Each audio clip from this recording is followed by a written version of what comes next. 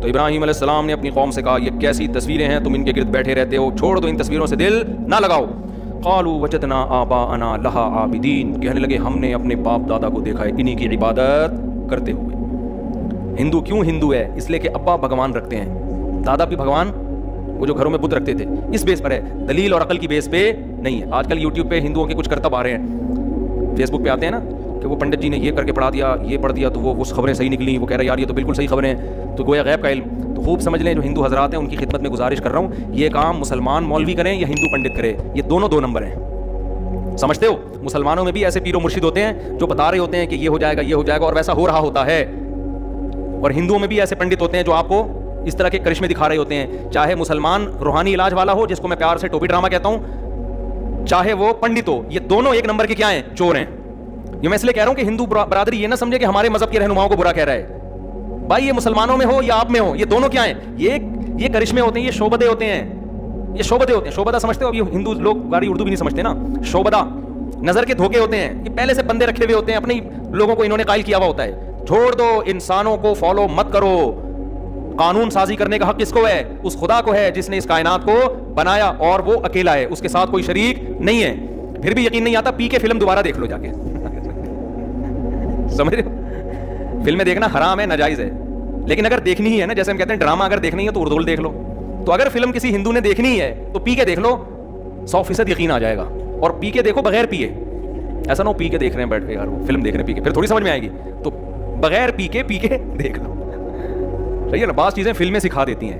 مجھے اس کا short clip کسی نے دکھایا, شارٹ کلپ اس فلم کا نا, اس کا جو مشہور اداکار تھا, نام میں لینا مناسب نہیں سمجھتا, اس کا جو مشہور تھا نا کہ اس نے وہ سموسہ 50 روپے والا بھگوان اور پتہ نہیں کیا تھا اس میں, وہ عجیب چکر میں بیچارہ خلائی مخلوق سے آیا وہ آدمی, عجیب مصیبت میں ٹینشن میں آ گیا نا کہ 50 روپے والا تو 100 روپے والا. اچھا انہی دنوں میں تھائی لینڈ گیا تھا, تو وہاں ہول سیل ریٹ پہ بھگوان مل رہے تھے. میں گیا, اندر بہت سارے بھگوان بیٹھے ہوئے ہیں اور 4 بھگوانوں پہ 1 فری مل رہا تھا. تو خیر میں نے کہا یار یہ عجیب سی چیز ہے, ہندوؤں میں پڑھے لکھے لوگ بھی تو ہیں, بھائی تم کیوں اس چیز کو فالو کر رہے ہو, کیوں اپنے مذہبی رہنماؤں کو فالو کر رہے ہو؟ ہم تو مسلمانوں کو بھی کہتے ہیں, مسلمانوں میں بھی جو 2 نمبر قسم کے مذہبی رہنما ہیں جو اپنی دکانیں چلا رہے ہیں ان کو فالو مت کرو. اس میں ہم ہندو مسلمان کی بات نہیں کر رہے, ہم کہہ رہے ہیں ایسی شخصیت کو فالو مت کرو جو تمہیں سیدھے راستے سے ہٹا رہا ہے. ایسے لوگوں کو فالو مت کرو, چاہے وہ مسلمان میں ہو چاہے وہ ہندوؤں میں ہو. کتنی زبردست بات اس نے بتائی نا کہ میں صرف ایک خدا کو مانتا ہوں جس نے سب کو بنایا, میں صرف اس خدا کو مانتا ہوں. تو ابراہیم علیہ السلام کا بالکل یہی مکالمہ ہو رہا تھا اپنی قوم سے. وہ کیا کہہ رہے ہیں کہ یہ کیا تصویریں ہیں جن کے سامنے تم صبح و شام جھکے رہتے ہو؟ تو وہ قوم جواب میں کیا کہنے لگی, ہم اپنے باپ دادا کو ہم نے اسی پر پایا ہے. ابراہیم علیہ السلام اکیلے, پوری قوم ایک طرف. کتنا کانفیڈنس, کہنے لگے لقد کنتم وآباؤکم, تم بھی تمہارے باپ دادے بھی, فی ضلال مبین, بالکل واضح گمراہی میں. گمراہی ایک وہ ہوتی ہے جس جو کنفیوز کر دیتی ہے انسان کو, یار پتہ نہیں یہ ہے یا یہ ہے. جیسے ہمارے پٹے چل رہے ہوتے ہیں نا آپس میں, 8 رکعت تراویح ہے کہ 20 رکعت تراویح, رفع الدین کرنا ہے کہ نہیں کرنا ہے, اس میں انسان الجھ جاتا ہے. کچھ چیزیں ایسی ہوتی ہیں کہ بھائی اس میں کیا پڑا.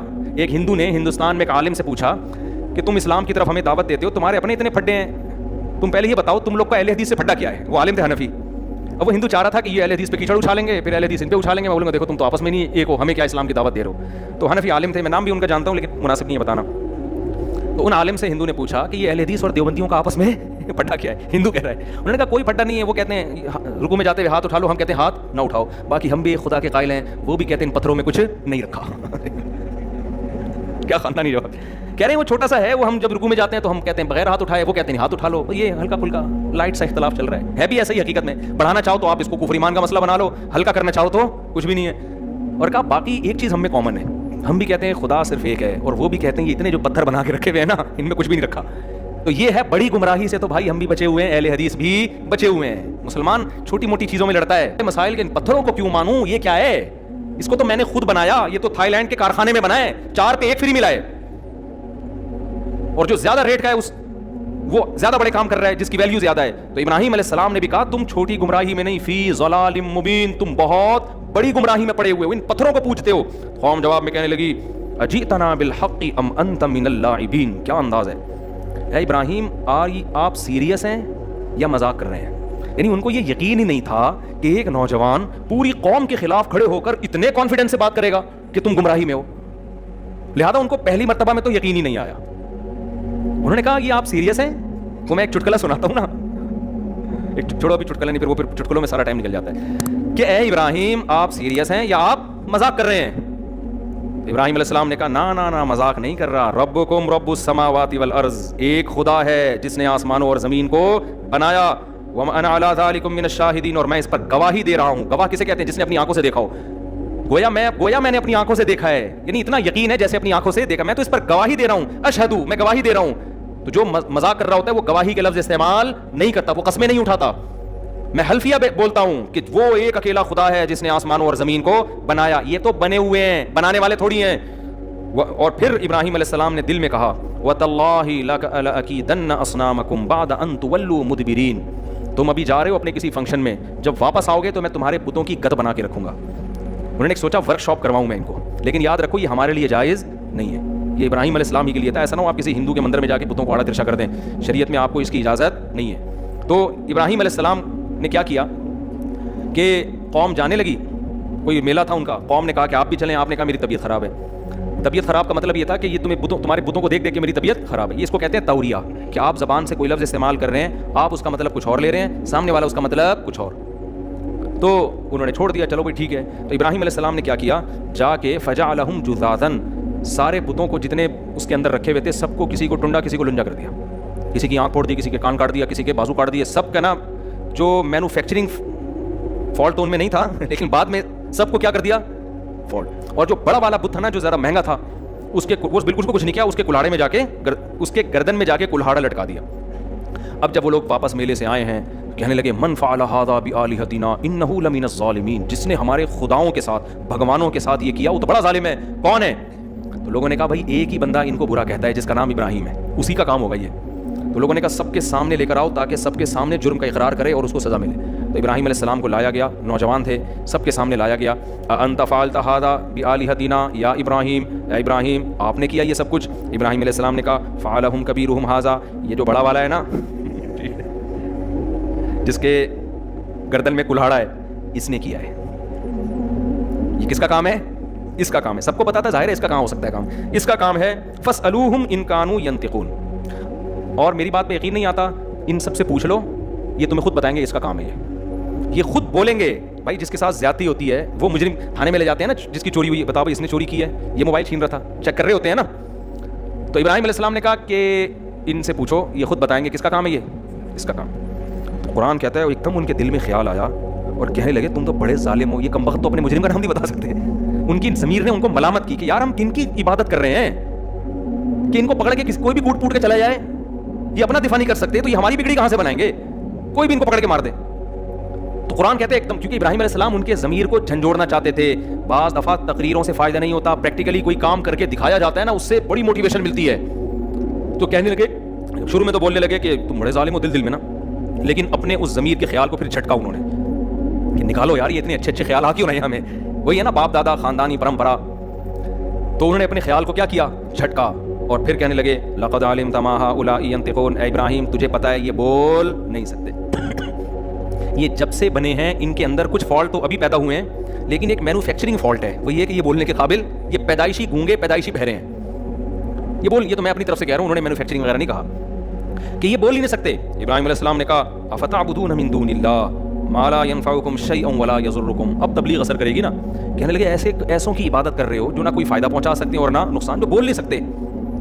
افل لکم ولما تعبدون من دون اللہ, تم پر بھی افسوس اور ان بتوں پر بھی افسوس. افلا تعقلون, عقل سے کام کیوں نہیں لیتے, کیا ہو گیا تمہیں؟ جواب دیکھو, دلائل سے جب جواب نہیں ہوتا نا تو بدماشیاں اور دھمکیاں ہوتی ہیں. دھمکی دینے پر آ گئے, کہنے لگے حرقوہ, ابراہیم کو جلاؤ, وانصروا آلہتکم, اور اپنے خداؤں کی مدد کرو. خدا مدد کرتا ہے یا خدا کو مدد کی ضرورت ہوتی ہے؟ اپنے خداؤں کی مدد کرو. ان کنتم فاعلین, اگر تم نے کچھ کرنا ہے. لوگوں سے کہہ رہے ہیں اس سے بحث بازی مت کرو, بحث میں نہیں تم جیت سکتے, کرنا ہے تو اس کو جلا کے اپنے معبودوں کی مدد کرو. جلاؤ اس لیے تاکہ آج کے بعد کسی کی ہمت نہ ہو. قرآن کہتا ہے قلنا یا نار کونی بردن وسلاما علی ابراہیم, ہم نے کہا اے آگ سلامتی والی اور ٹھنڈی ہو جا ابراہیم پر. چونکہ اللہ نے حضرت ابراہیم سے آگے کام لینا تھا تو ابراہیم علیہ السلام کو اللہ نے آگ سے بچا لیا. اور قرآن کہتا ہے انہوں نے ابراہیم کے خلاف تدبیریں کی, ہم نے ان کو خسارے والا کر دیا. اور ابراہیم علیہ السلام پر ان کی زوجہ ایمان لائی تھی حضرت سارہ رضی اللہ عنہا, اور ان کے بھانجے لوط علیہ السلام ایمان لائے تھے.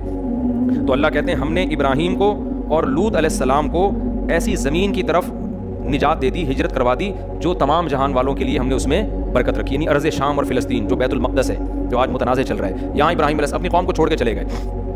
پھر قرآن کہتا ہے وَوَهَبْنَا لَهُ إِسْحَاقَ وَيَعْقُوبَ، ابراہیم نے چونکہ قوم کو چھوڑا لہذا اللہ نے ان کو نیک اولادیں دیں، ایک اسحاق اور ایک یعقوب، یہ حضرت سارہ سے ہوئی، اور پھر حضرت ہاجرہ جو آپ کی دوسری زوجہ تھیں ان سے اولاد کیا ہوئی؟ حضرت اسماعیل علیہ السلام ہوئے۔ تو اللہ نے پھر آپ کی اولاد میں برکت دی۔ کیوں؟ اللہ کے لیے خاندان چھوڑا تو اللہ نے اپنا خاندان دے دیا۔